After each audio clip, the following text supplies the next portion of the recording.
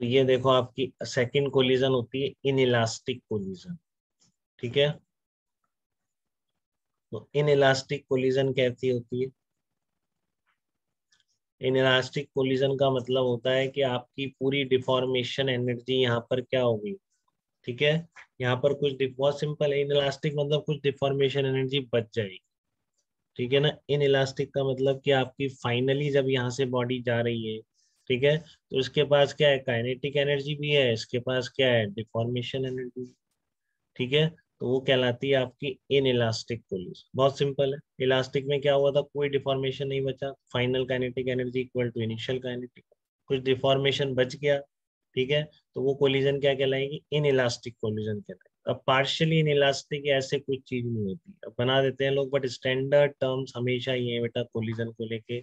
Elastic का मतलब kinetic energy initial is equal to kinetic energy final.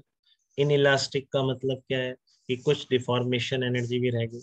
ठीक है, परफेक्टली इन इलास्टिक का मतलब क्या होता है, परफेक्टली इन इलास्टिक का मतलब ये होता है कि आप जो बॉडी क्या कर रही थी, दूसरे को डिफॉर्म कर रही थी। ठीक है, एक मैक्सिमम स्टेज आई थी डिफॉर्मेशन। ठीक है, बस उसके बाद बॉडी अपनी शेप रिगेन ही नहीं कर पाई। ठीक है ना, प्लास्टिक बॉडी या इन इलास्टिक बॉडी बोलते हैं इन चीजों को, जो अपनी एक्सटर्नल फोर्स हटाने पर बिल्कुल भी शेप रिगेन नहीं करती। क्या बोलते हैं, प्लास्टिक और परफेक्टली इन इलास्टिक बॉडी। ठीक है ना, ये टर्म आप उसमें पढ़ते हैं, इलास्टिसिटी में पढ़ेंगे आप।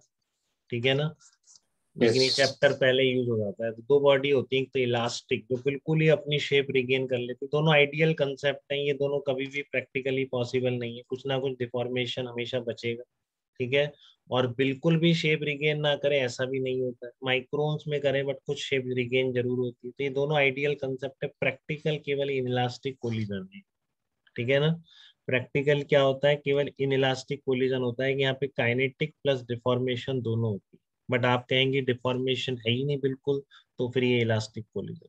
आपने बिल्कुल शेप रिगेन नहीं करी, ठीक है ना, ये जो मैक्सिमम डिफॉर्मेशन वाली जो स्टेज थी, इसके बाद शेप रिगेन ही नहीं हुई, तो इसका मतलब क्या है, फिर ये दोनों बॉडीज क्या चलेंगी, साथ में चलेंगी।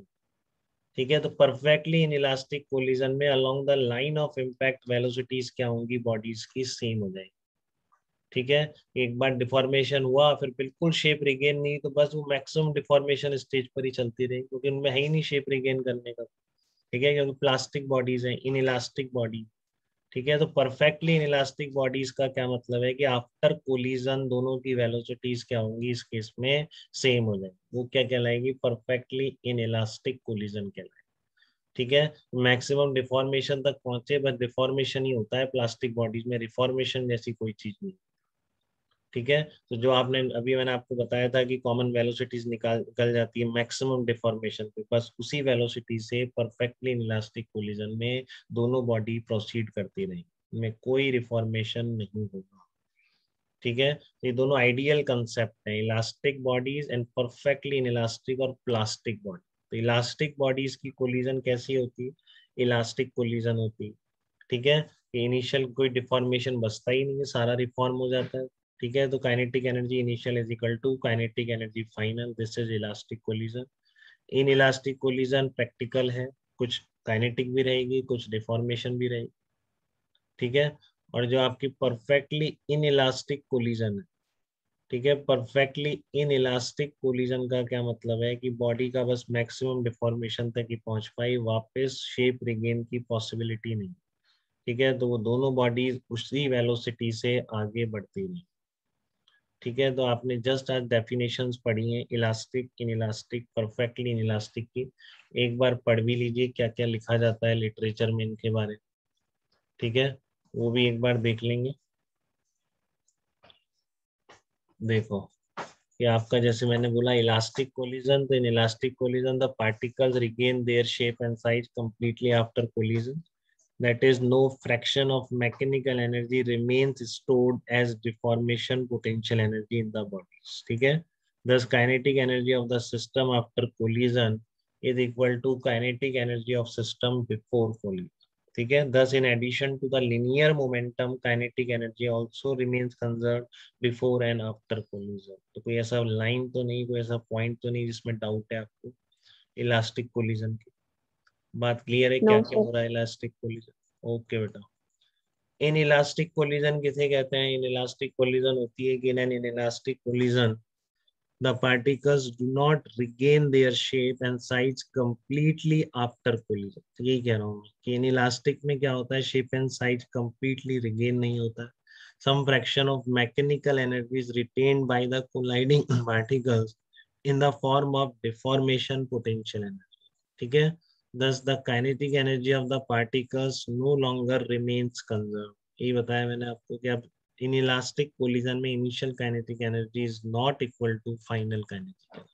ठीक है, however in the absence of external forces law of conservation of linear momentum still holds good. तो उसको तो पता है आपको, जब तक एक्सटर्नल इम्पल्सिव नहीं आने वाला है, जैसे कि कल बताया था मैंने आपको, तब तक मोमेंटम तो हमेशा क्या रहेगा, कंजर्व है।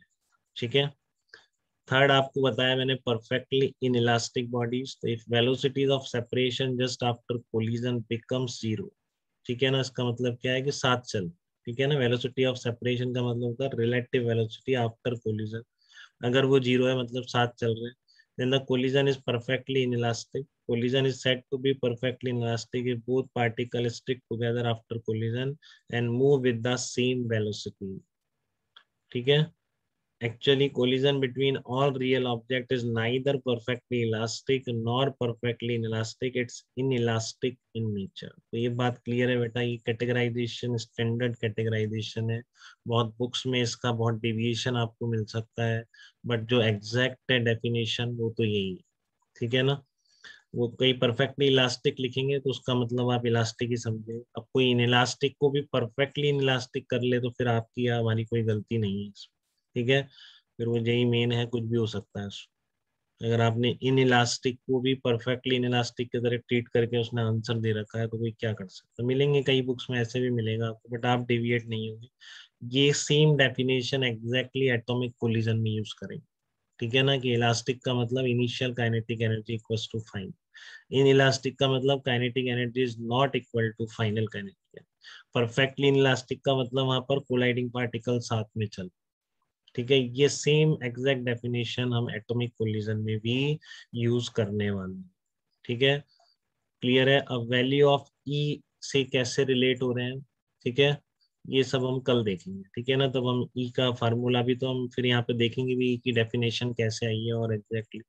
ठीक है, बट ये हम कल देखेंगे। ठीक है, तो यहाँ तक कोई बिलीव डाउट कर। तो नहीं, टाइप ऑफ कोलिजन में तो किसी को डाउट नहीं? No sir. No sir. No.